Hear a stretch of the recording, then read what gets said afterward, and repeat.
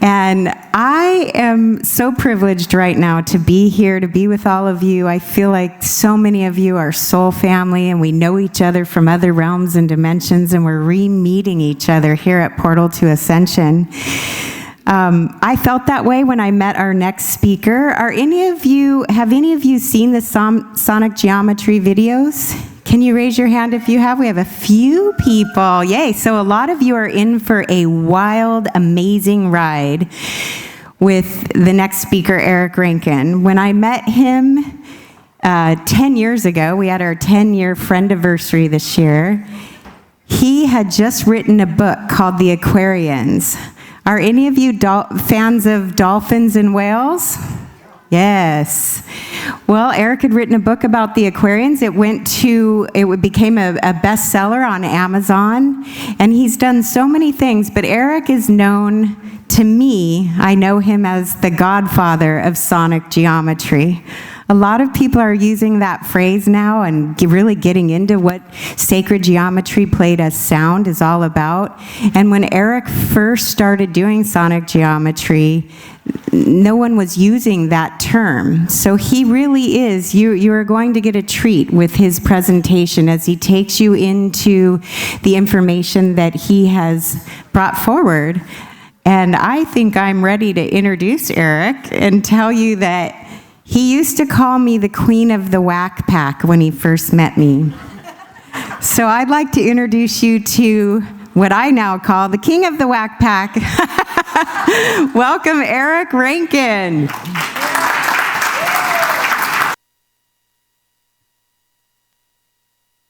Okay. Oh, that's maybe not on yet. Okay, there we go. So we're going to do a little pre-arrangement here. I know I have enough time whenever the clock starts for me.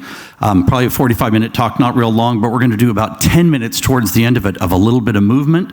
So we're going to move some of these chairs out to the side wings a little bit, and I will help. So I think you could help, Charlie, Michelle, Victoria's in here. We're going to move about a dozen chairs because, like it or not, we're going to do a little movement exercise to frequencies that none of you have ever heard in your life. Yeah, so just create a little like semicircle of space, and I'm also going to invite you, if you're comfortable enough, to kind of move your physical body in close, since we don't have tons of people here, and we'll just be a little more of a coherentized field as this information sort of bounces around between us.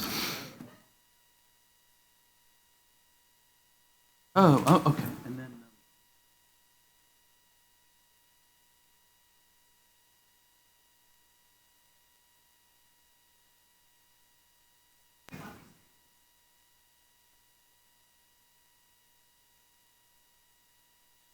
that's probably close enough. Maybe that chair, Michelle, and that chair there, and that's enough.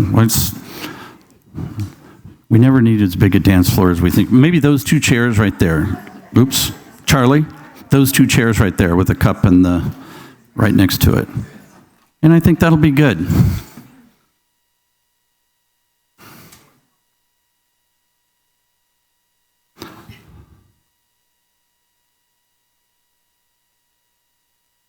So we're going to drop into not only some information, but we're going to drop into a story. And that's what I think makes this the most compelling, is that you probably don't know. You might be interested in extraterrestrials and geometry and frequency and whatnot, but you probably don't know that you are participating in an extraterrestrial story every day of your life.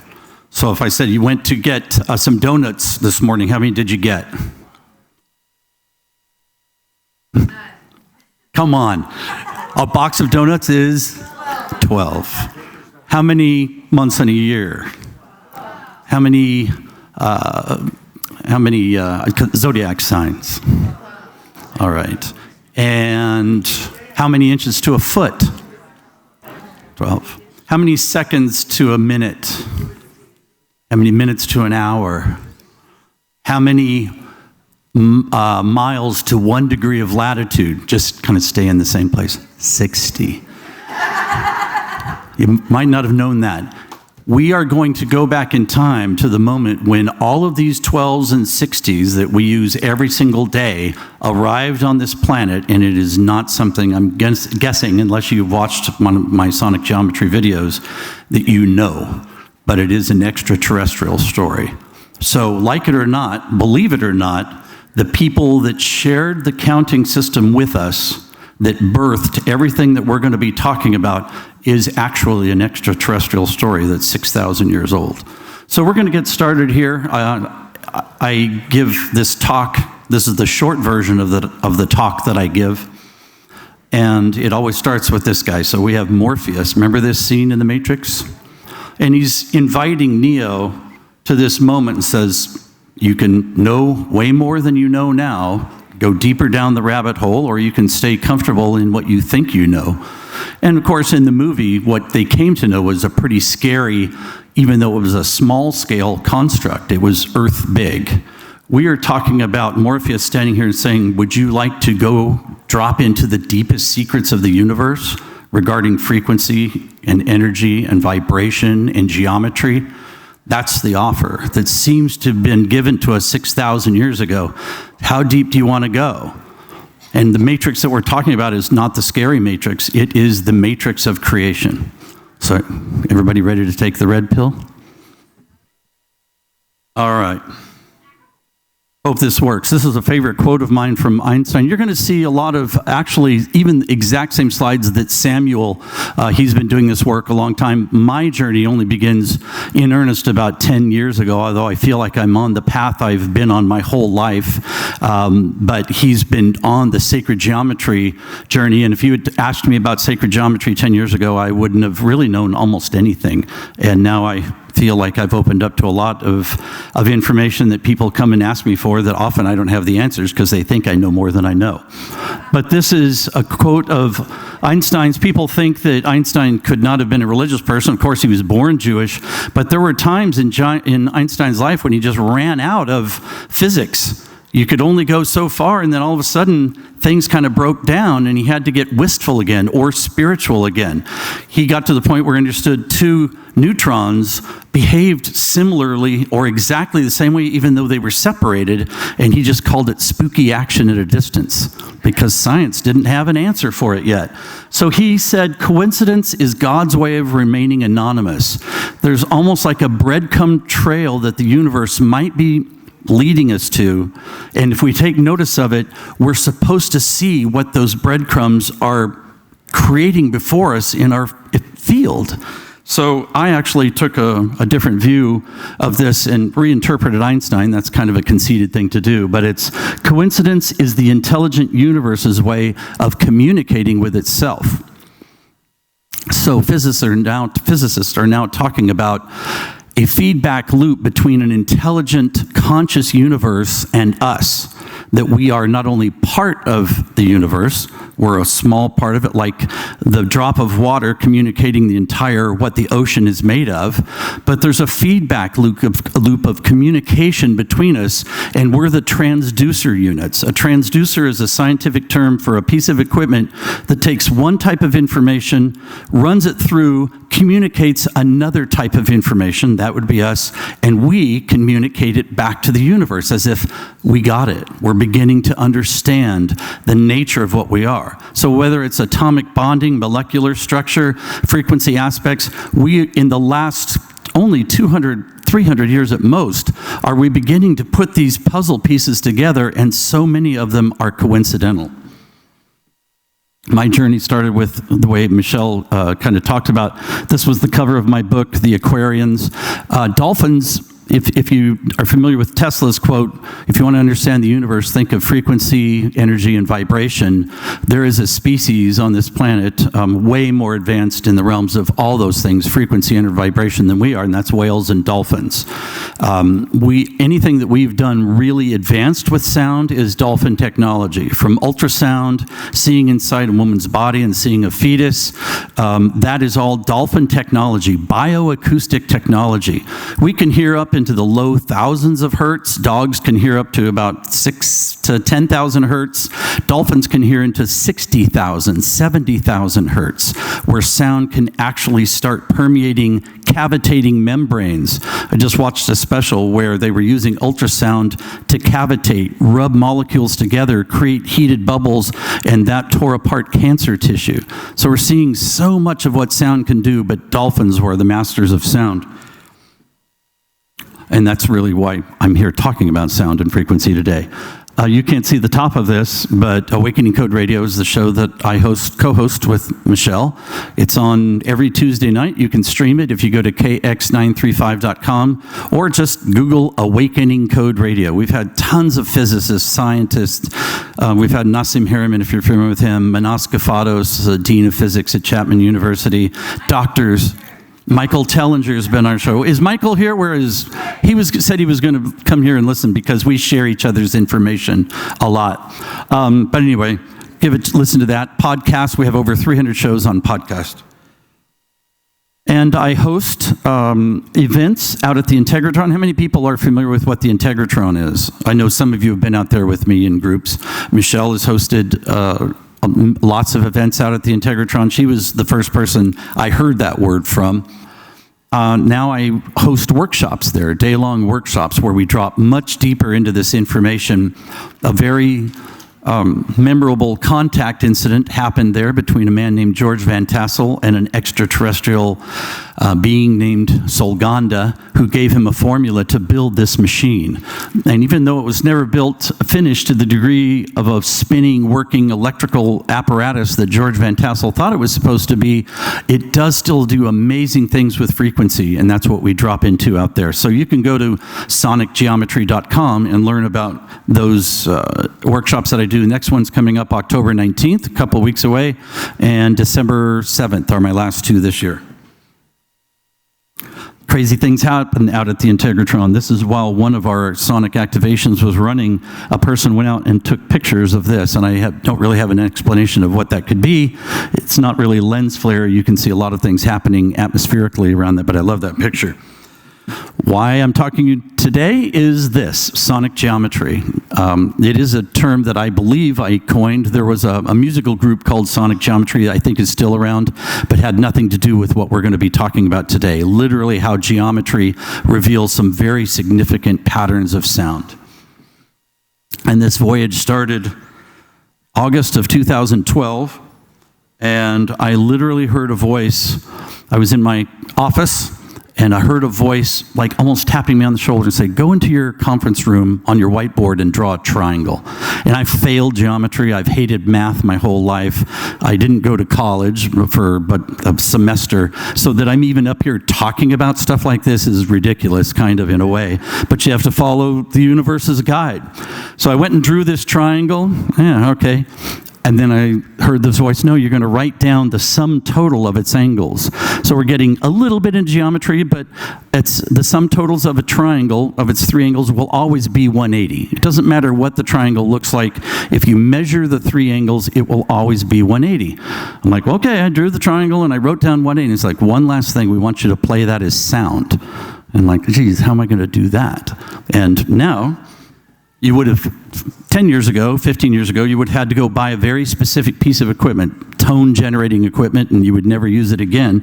But now there's tone-generating apps on our smartphones. You can download them. They look something like this. You can program what you want to hear, and we're talking about vibration cycles per second. So I played the 180. That's 180 cycles per second. So I did three things. I heard this. I drew that. I said, oh, I must be done. I don't know what else I could do. And they're like, no, you're just getting started. You're going to draw all the geometric shapes and take note of their sum total angles, which I did not know any others except a square and a circle are both 360. Most of us know the circle's 360 degrees. Pentagon, if it's five-sided, will always be 540 degrees. Hexagon will always be 720, septagon, 7 sides, will always be 900, and an octagon will always be 1080. You're talking about the primary building blocks of everything in 2 dimensions is one of those geometric shapes. But the thing that came through that was very interesting was there's a triangle, here's the circle, and then here's the 900 of the septagon. And what we got is a major chord. And I thought, that's cool, because I'm a musician. I'm not a trained musician to any great degree, but I did take one music theory class in high school. And I'm like, that's a major chord. La, la, la. And I'm like, that's pretty cool that geometry is revealing what we call coming home harmonics. When you hear that chord in a movie, it means everything is going right. They fell in love, the king and queen are coming in, they won the war, whatever it is. Angels are singing, it's the harmonic chord. There's something built into us to recognize that triad as everything is correct. If you hear a minor chord, if you hear just a slight variation in that chord, it's the danger chord. Everything's wrong. The murderer is coming. They broke up. The war is just beginning.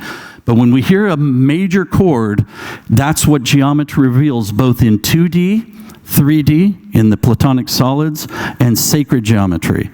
And I'm like, wow, that's a pretty cool thing, and I'm going to go learn a lot about that. I'm going to go Google search it and blog search it, and I've got the whole internet at my fingertips. There was not one thing. You try and find something that does not exist on the internet, it's harder to find something like this, and there was not one thing that said geometry reveals major chord harmonics. And that felt like a huge hole ever since Pythagoras came out and gave us the fundamentals of tuning and chord variations. How could that not be? But anyway, I drew a bunch of lines and came up with a scale that ended up being 14 tones, and they all, one uniquely, totaled 9, or we would reduce to 9. So anywhere on this scale, that's only 6 of the tones of 14, but they all total 9, and they do something really, really unique, is they make numerically perfect harmonics. And we're going to talk about that later in this talk. We've got plenty of time to do it, but there's something very significant about numerically perfect harmonics. You've all been hearing harmonics your whole life since you were a baby. And nursery rhymes are always in major chords because they comfort us, but they're not perfect harmonics. And I will show you the difference through this phone of what the difference, the sound between the two. When I started looking at some of these numbers, and maybe some of these numbers are jumping out at you, they quit being just tones or math or geometric sum totals, and there was a number like 432. That number jumped to like, I've heard of that. That's Pythagorean tuning, or I've heard of 432. 108. There's 108 beads in a mala necklace that people wear in India. There's 108 mantras and mudras. And I'm like, that's kind of weird. If you walk down to the C sharp at the bottom, 2160, almost at the end. There's 2160 years in an astrological age. There's 2160 sum totals in a cube. 2160 is the exact diameter of the moon in miles. And these are not related to each other. And like, something else is going on in this bed of information. And if Joseph Campbell were looking at this, how many people are familiar with Joseph Campbell, The Hero's Journey? He talked about mathematical mythologies. Like, there's numbers that are shared in myths all over the world. No matter what the religion is or the culture, going back through time, there's numbers that show up. And it's like, but for what? If you ask somebody that's in the religion today, they just go, well, it's just our sacred number. I don't know why there's 108 beads in mala necklace. Look at how it does all these other things, but no one really knows why. That's a bit of a mystery, and that's what we're going to talk about. So let's talk about just one number that was on that grid, 72, just to make a point. In Judaism, there's 72 names of God. In an ancient Egyptian story, Osiris was dismembered by 72 evil beings. I don't know if they were given a name, and before he was reconstructed. In the Tower of Babel story, there's lots of references in deeper works that humanity was divided into 72 factions and 72 different languages. In Hinduism, there's a famous battle of 7 jinns versus 7 spiritual warriors, but 72 exactly. In Islam, there's 72 virgins waiting for martyrs. In Buddhism, the world's biggest Buddhist temple, there's 72 of these bell-like stupas surrounding the temple. And in our Capitol building in Washington, here's George Washington ascending into heaven, surrounded by 13 angels representing the 13 original colonies, but framing all of that is a circle of stars, and there's 72 exactly of those. So we're talking about through time and cultures and countries, the number 72 has played a reference of something significant, and yet that trail goes cold right after that. Yeah, there they are. And somebody might make up something why that's significant, but usually they'll just go, it's been that way since the beginning, so that's what we stick to. And just to get you a little bit oriented to why any geometric sum total is what it is, or a geometric angle is what it is, it's because a circle of 360 degrees was overlaid it. So it doesn't matter if it was a straight line, that would be half of a circle, 180. If it was an L shape, that would be a quarter of a circle, 90. Every angle is what it is because a circle was laid over its middle, over the angled part. But the interesting part becomes, and I've given this talk at the Integratron now dozens and dozens of times, and I have architects and engineers and mathematicians. However, how many people here today knew a circle was 360 degrees? Pretty much everybody. If you've not been to one of my talks, do you know why a circle is 360 degrees? Usually no. There has not been a person yet that knows why is a circle 360 degrees. It could be anything. It could be 100, it could be 1,000, it could be 10. But somebody decided that a circle should be divided into 360 little pie wedges. But more importantly than that is what triangles do in a circle. There are 6 equilateral triangles in a circle, and it became very specific that whoever created the math system, this is what launched algebra. This is what launched geometry, is a circle being 360 degrees. That angle of an equilateral triangle was supposed to be 1/6 of it and 60 degrees. That's it. A lot of people think, oh, it's because it's similar to the Earth's orbit around the sun. That's close at 365, but nature and geometry doesn't work in close. That would be too far out of tolerance to be acceptable. It would have to be exactly 360 degrees, and you'll see what I'm talking about in a minute. So this 60 now starts becoming really significant. I talked about the 60 before we even mentioned the talk of 60 seconds and things. So let's see where 60 shows up. Why do we measure time by 60? We don't even think about it. We just do. 60 seconds to a minute, 60 to an hour, and just keep on going.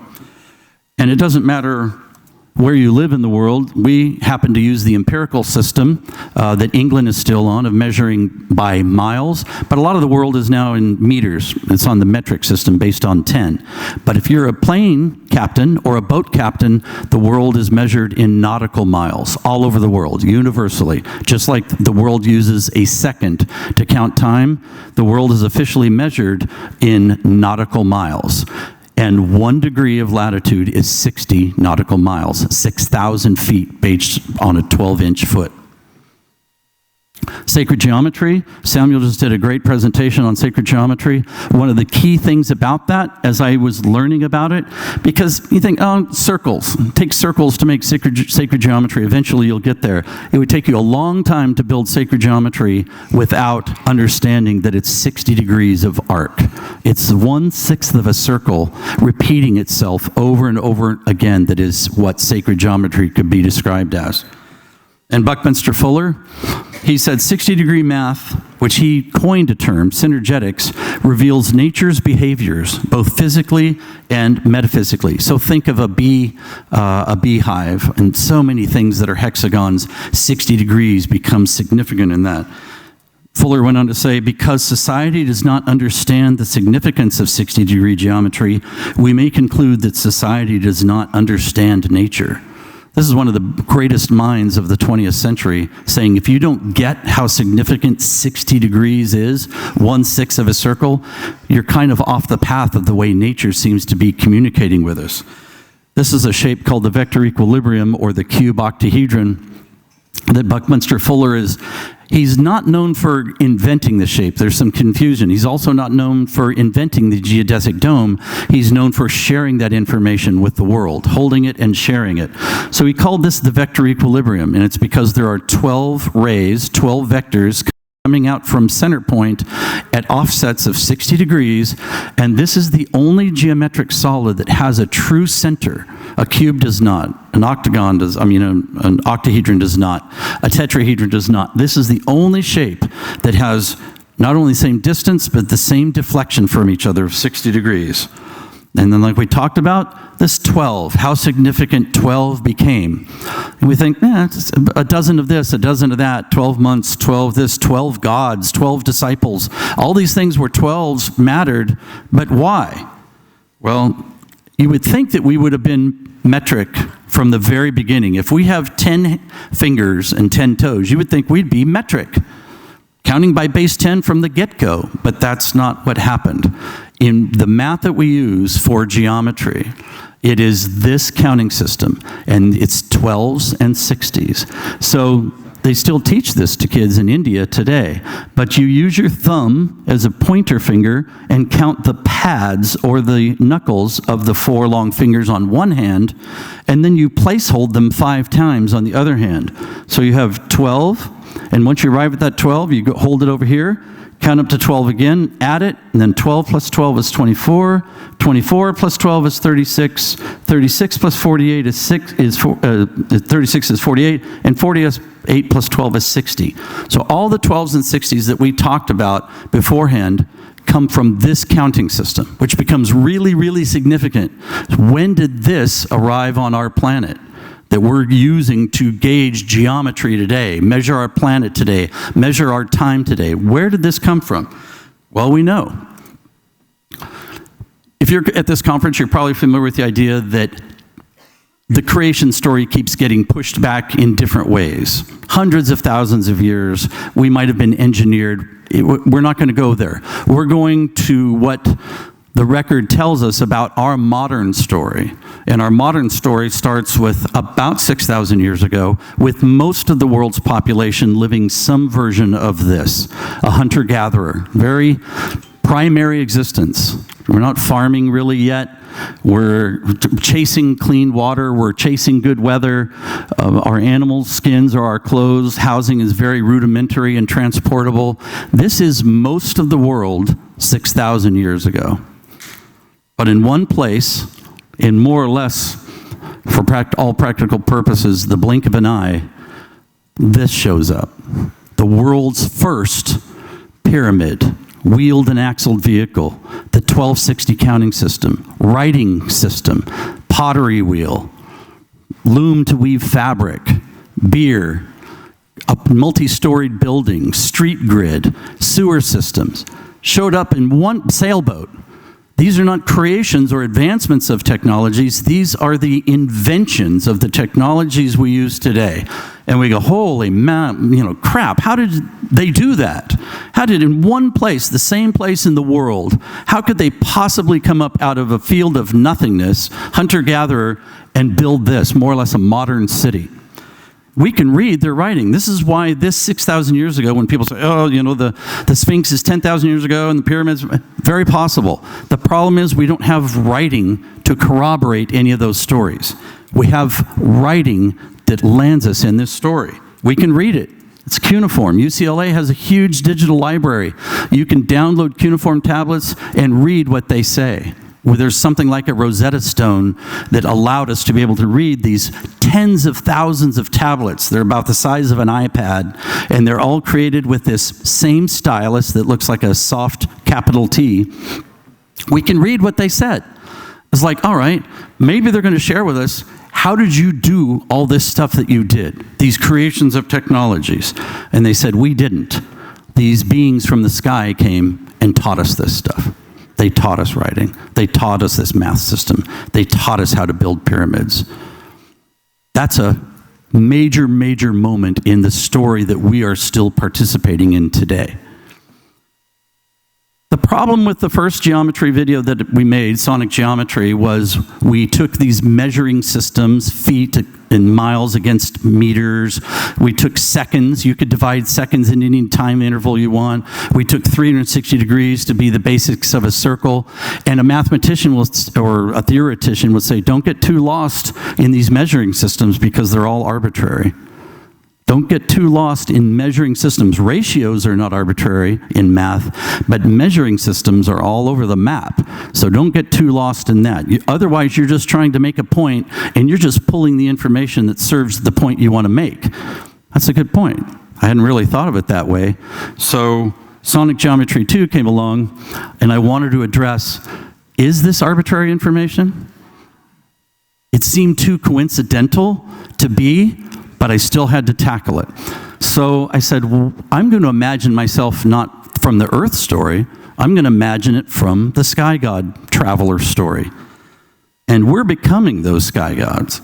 I mean, you go back and talk about 300 years ago, we're going to send people to the moon in ships and communicate instantly in digital devices wherever you are in the world.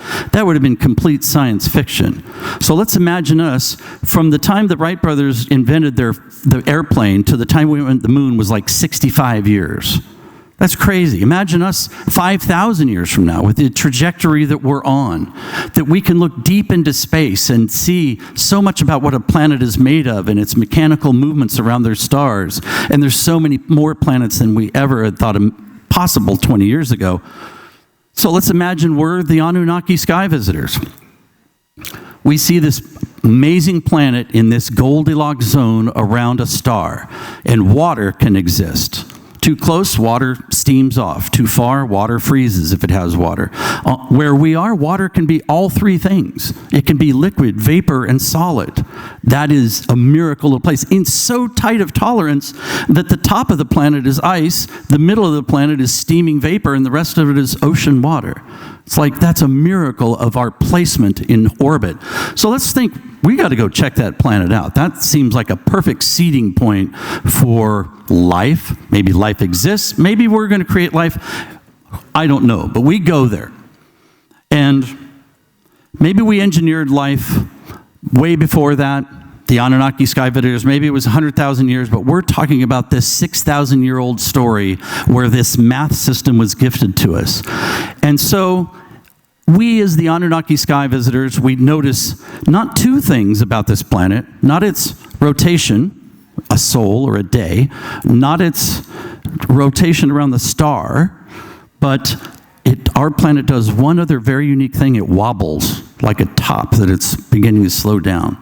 And that is a mechanical measurement. It's not an arbitrary thing. It's like a master gear on a clock. And we, being the advanced star visitors, interplanetary travelers that we are, it's like, look at that, it wobbles. Let's make a note of that wobble. It's 25,920 orbits around their star. No longer arbitrary, a real measurement. Now let's say we're going to seed some information into the race, either that was created, maybe our ancestors had a hand in creating, maybe that we engineered in the moment, don't quite know. But let's see what this information does with the counting system the Anunnaki gave us. This is impossible. This is the impossible slide. That if you take the wobble of the Earth and divide it by the first 12, you get a geometric figure. The geometry is based on the Anunnaki information. 25,920 divided by 24, another geometric number, an octagon. 25,920 divided by the next number in the counting system, 720, a hexagon. 25,920 divided by 48, 540, a pentagon. And then this mysterious number, 25,920 divided by 60, 432. This number that Pythagoras named his tuning system after, and we still call it Pythagorean tuning. And if you stay late tonight, Torquem G will be playing you some music in 432. There's a significant movement to getting us back off of A440 and back into an A at 432. This is incredible, that a math system and geometry system that was gifted to us locks into not an extraterrestrial event, but this slow wobble that could not have been observable 6,000 years ago. It's what, as far as we know about our ancestors. And just like that, the formula for a second, 432 starts playing a hand in that. 12 hours of day. So here we are back to our Sumerian Anunnaki gift of the significance of 12. 12 hours of day and 12 hours of night times 60. We're back to our 60. That counting system had both 12s and 60s. 12 hours of day times 60 seconds times 60 minutes. There's 43200. 12 hours of night times 60 times 60, 43200. Here's a number that comes up. And then the total seconds in a day, 86,400. The day described as us spinning once in the sun. And the diameter of the sun in Anunnaki miles, based on the 12 inches, is the same exact number. 864,000 miles across, but it has to be miles. It can't be meters. It has to be the old information that came from Sumeria. So if Einstein was telling us to follow the synchronicities and the coincidences, you can't get any more coincidental and synchronistic than this. Say 432 is in the middle, and a musical term is octaving, doubling or halving. If we double 432, we get the sun's diameter, 864,000 miles across. If we get the moon's diameter, it's exactly half of 432, 216, with only 1 0. And if we half that again, we get 108, the number that Indians have in their mantras and mudras and the mala necklace. There's another mystery to 432. If we square it, meaning we just multiply it times itself, the actual speed of light is 186,282, but this is significant, miles, Sumerian-based, per seconds, Sumerian-based. We have to stay in those two realms for this to make sense. The actual speed of light, 186,282 miles per second. If we square 432, we get 186,624. A differential of 0.00, it's actually 3 zeros. Closer than the piston tolerance in the cylinders of your engines. The speed of light is revealed by the number 432. So all gets down. Is like, was there a communicator? Were we being given breadcrumbs of information that could have worked for them in their moment, but also worked later on in our story? If this race continues to evolve and expand scientifically in their awareness and consciousness, could this information keep expanding with them and revealing new things? And that is absolutely true. But the simple part is, for what? What does this prove? It proves that we are living in a harmonic system. If geometry is the basis behind everything, behind the field behind everything is consciousness and geometric, and God is the great geometer, then if universe is geometric, then the universe is harmonic. It's a harmonic system communicating with itself, and we are part of that system. I'm going to play you the significance of what we called numerically perfect harmonics. So in the grid that I ended up calling the factor 9 grid, there are 3 harmonic chords, and all of them seem to contain important numbers. There's a D major chord of 288, 360, 432 cycles per second. An F sharp chord, the geometry reveals, 360, 450, 540. And there's an A major chord, 432, 540, 648. I'm going to play you music as you hear it today. No, I'm actually going to play you the numerically perfect chord first. Here's 288, 360, 432. La, la, la. We all recognize that, and it's pretty. It sounds good. It sounds like an old dial tone. Some people can't get over that. Oh, it sounds like the old dial tones. Maybe coincidental as well. But those 3 tones, and I'll turn it up a little bit. Matthew, can we turn that up just a tad? If you'll hear that, this is a chord you've never heard in your life because of its mathematical perfection. Rather, in our genius move of tuning scales and whatnot, we've tweaked the tuning system of fifths, and we've done something called equal temperament to it, and we've fudged all the notes to make them sound okay if we blend them together. So this is the exact same chord on any instrument today around the world that's tuned to the International Tuning System. The D is no longer a perfect 288, it's 293.6. F sharp is 370.5 instead of 360. And instead of 432, the A is 440. This is the music we're listening to since we've all been kids. Do you feel that? So not just is it pleasant to listen to, but if we're frequency-based creations, what is this doing to us from a core level? Is it just rattling us apart? Is it keeping us agitated? Is it keeping us in a state of disharmony? It's still a major chord. It's what we tune our pianos and instruments to, but listen to it when you hear it as pure sine wave expression. It's agitating. Yeah. So just listen, real quick.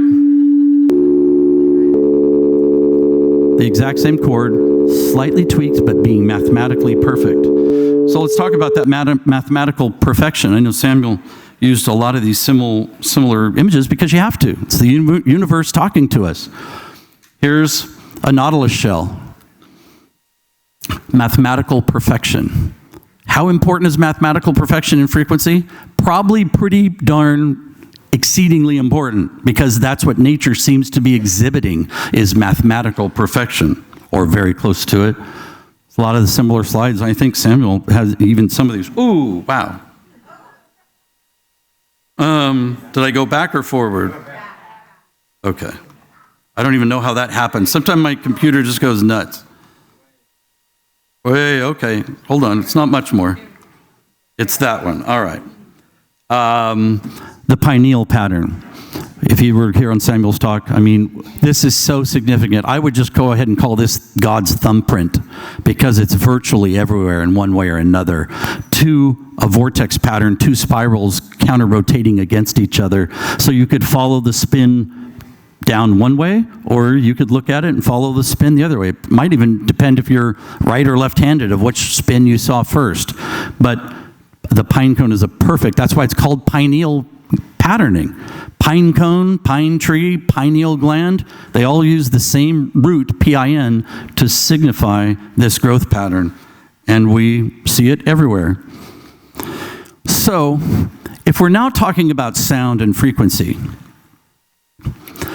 is there a way now that we could be the transducers back to the extraterrestrial intelligence and said, hey, we started getting it. We got the math, we got the frequencies, we got the importance of vibration. We're maybe ready to communicate. And I love this movie, Close Encounters, because it was using sound to communicate. It was creating the first contact moment was built on sound. In the movie, it was random. It made it sound like there was a reason behind the tones, but I've read all about it, and Steven Spielberg and John Williams, just give me 5 tones, and John Williams came up with about 100 different versions of 5 tones, and finally they just ended up with random. But it got the idea across that frequency sequences could be significant in communicating to an extraterrestrial intelligence.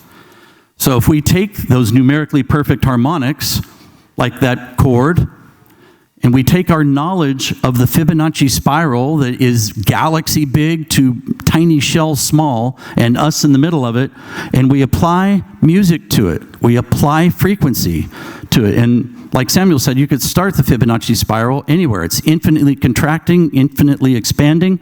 So you pick a number. Fibonacci picked 1. You can't hear 1. You can't hear 1 vibration per second. So let's go 144, a tone we can hear. We start from 0, 144, a D that we could hear, an octave up of 72 names of God, and then we get at 288, familiar number, 288 and 432, the perfect mathematical fifth, 288 and 432, 720, and then the 432 plus 720, 1152. Those reveal the first 6 steps of the Fibonacci sequence, reveal the exact same mathematically perfect harmonics that geometry does.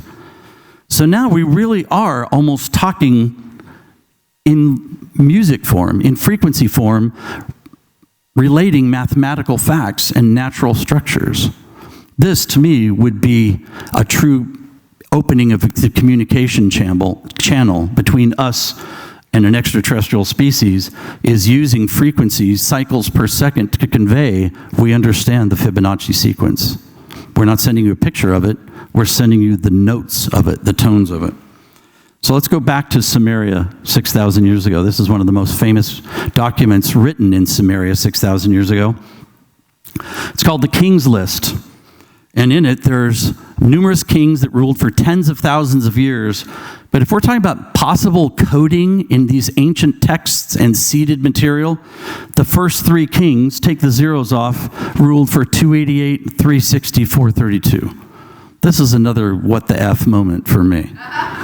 A 6,000-year-old document that is revealing this mathematically perfect chord that you just heard, that geometry reveals, that the Fibonacci sequence reveals. You're talking about universally grand things reduced to comprehensible bits of sound. There it is. So let's go back to this theory of the Anunnaki sky visitors. Maybe you've heard of them. Maybe you got a story in your head. They're bad, they're good, they're somewhere between. Some were bad, some were good. Maybe so. But I'm going into the point where they actually gifting us a bit of information that would serve us later, as we couldn't prove any of this stuff. We had the formula for a second 6,000 years ago. The Anunnaki gifted the Sumerians 12 times 60 times 60. We did not have the technology, the capability, the mechanical devices to tick off a second until 150 years ago. So we couldn't prove this stuff any earlier than about 150 years ago. And the more advanced our technology gets, we're proving more of what this math system reveals and this information gifted to them. So let's look at what archaeologists tell us about this mural of these. They don't say they're sky visitors, they say they're farmers. These are farmers standing beside a tree, and they've got a little seed bag, and they're holding pieces of fruit, and there's a disc up here, and it's like, okay, well, maybe so, because that's what makes the masses comfortable. The masses do not want to hear anything about an extraterrestrial story in any of this, but it's pretty hard to deny that there is a crank on the bush.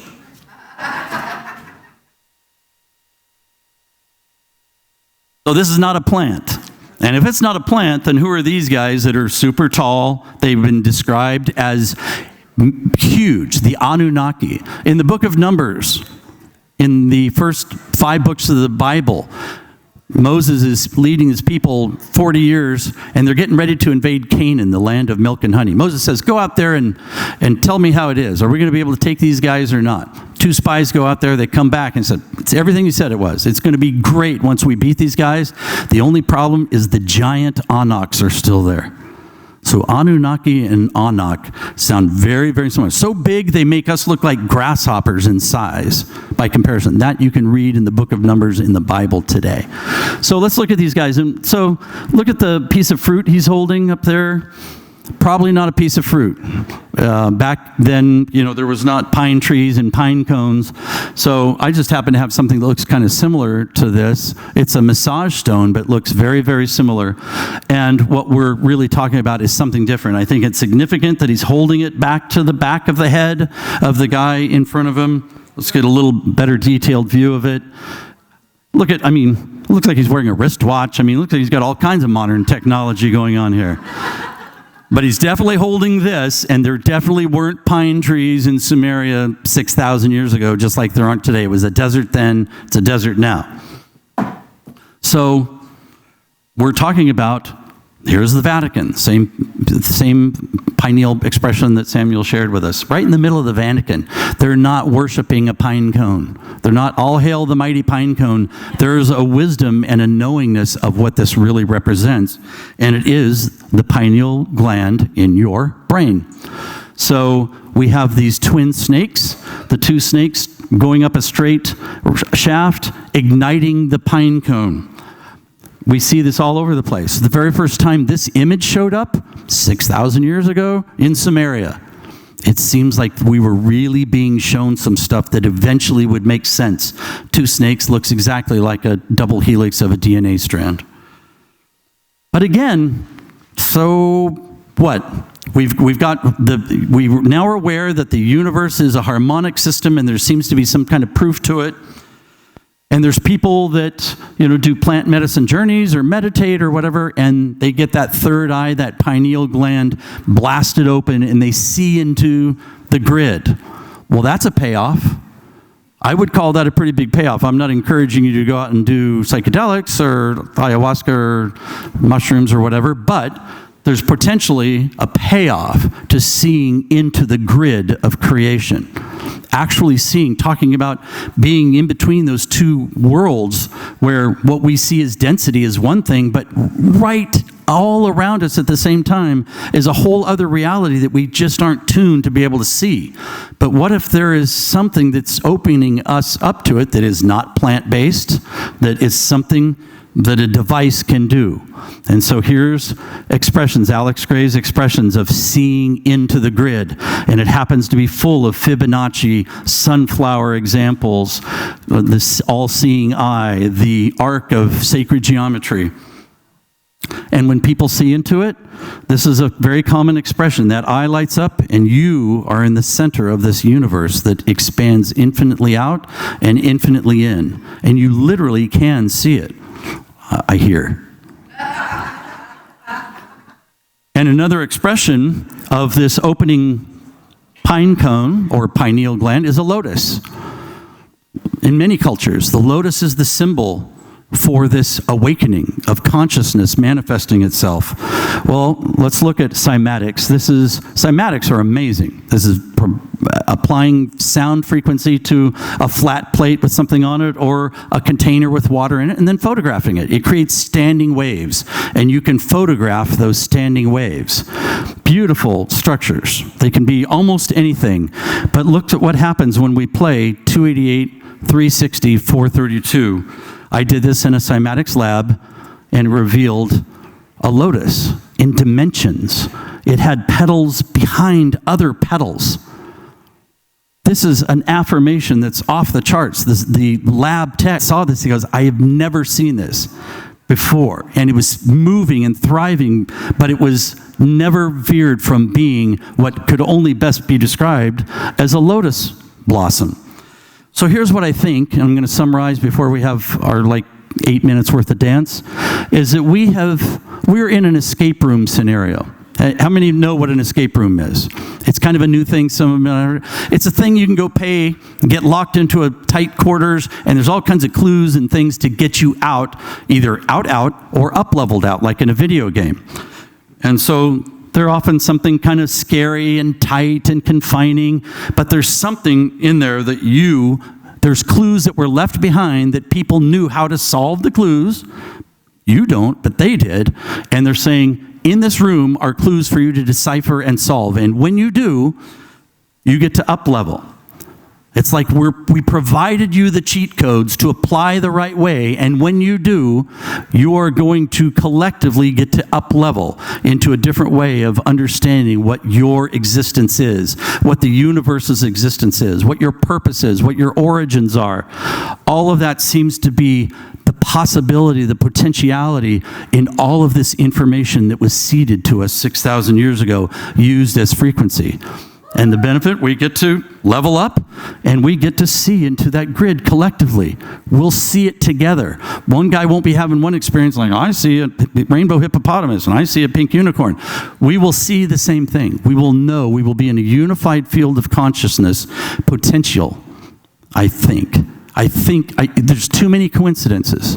There's too much here to ignore that fit perfectly together with each other. And I think that's the payoff, is we are getting into this point. We are going to up-level our awareness and understand so much more than we understand at the moment. And raising of the vibration is how we're going to do it, and being aware of the significance, just like Tesla said, of frequency, vibration, and energy. And that's that.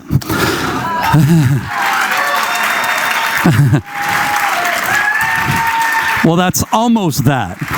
We're going to, like I said, don't be intimidated if you don't want to move your body around, but I suggest you do because it will be more beneficial. We're going to play about 8 minutes of those exactly right frequencies. Nothing in the track you're going to hear is anything other than a perfect D, an octave of 288, a perfect F sharp, an octave of 360, or a perfect A, an octave of 432. So we're going to, and Michelle, she's a great instigator of dance and movement. What are you coming up here for? Okay. You better hurry. I'm good. We got time. Look, there's a countdown. I got 8 minutes. Let's see here. Yeah. So this is a track that my son, he's a sound engineer, and I had to download it through WeTransfer, so it might take a second to come through.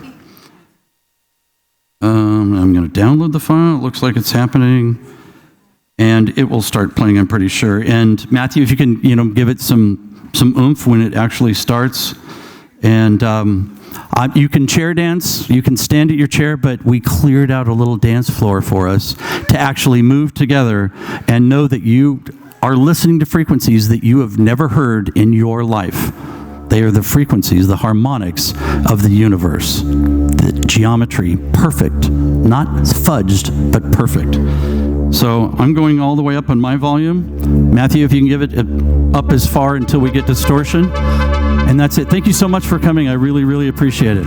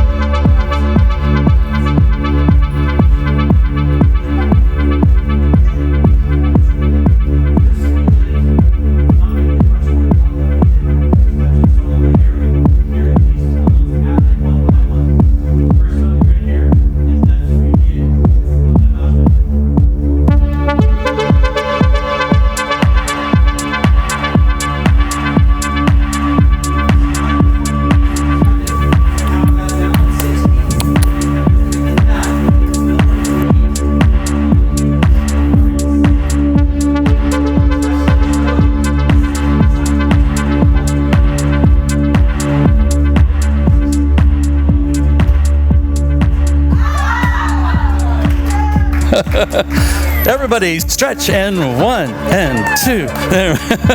I guess there is more information coming through. I love it. Thank you, Matthew.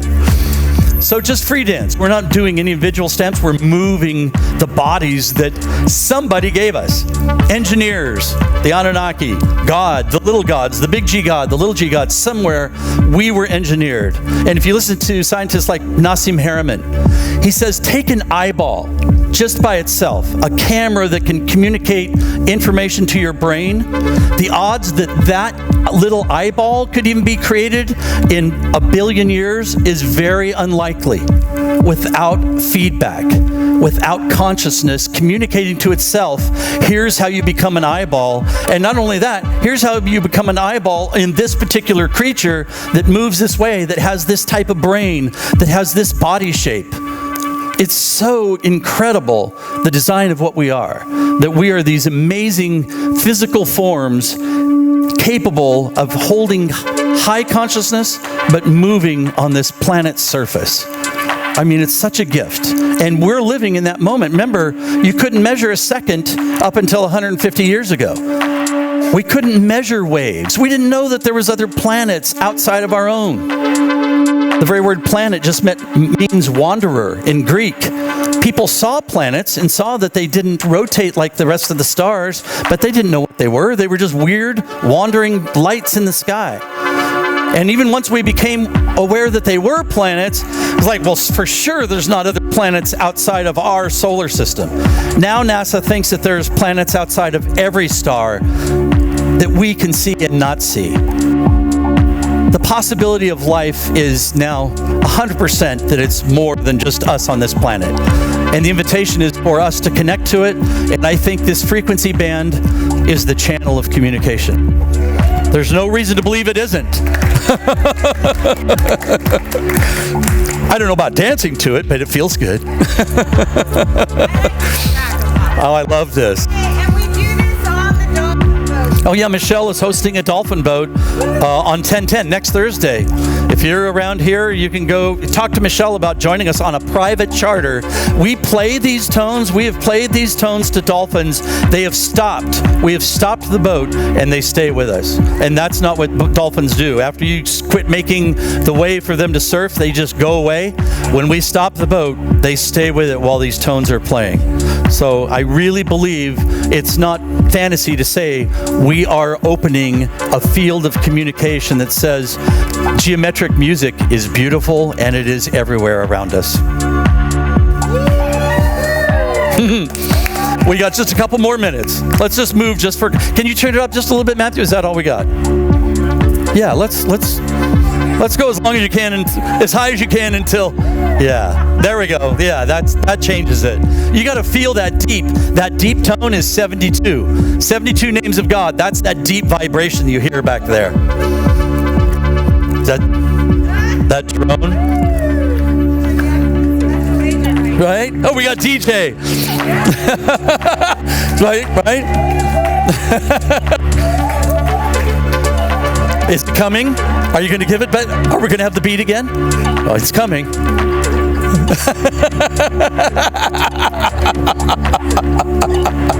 I love it. Got a little... This is the job I want. This is it. I know, right? We're going to do this for one more minute. That's it. That's all you do. So that's the whole triad. Right now, the whole triad, 288, 364, 32 is playing. There we go. Let's clap to it. If we clap half time, that's 60 per minute. That's exactly 1 second.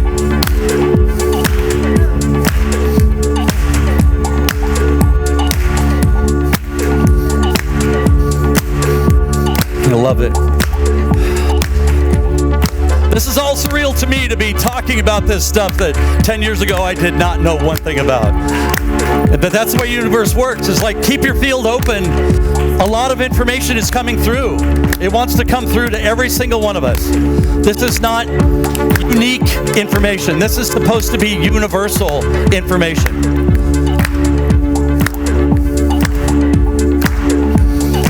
Oh, so good. Thank you. That's good enough. We'll clear the room. Thank you so much. It was all my idea. It was all DJ. My idea. All of it. Thank you. That's good. That's awesome stuff. Very, very good. Pretty amazing stuff, isn't it? That was great. Now you've been sonic geometry-fied.